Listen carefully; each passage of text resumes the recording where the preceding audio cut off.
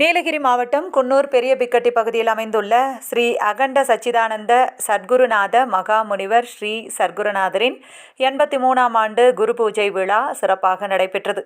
முன்னதாக வெள்ளிக்கிழமை காலை 6 மணி அளவில் கணபதி ஹோமம் கொடியேற்றம் நடைபெற்றது.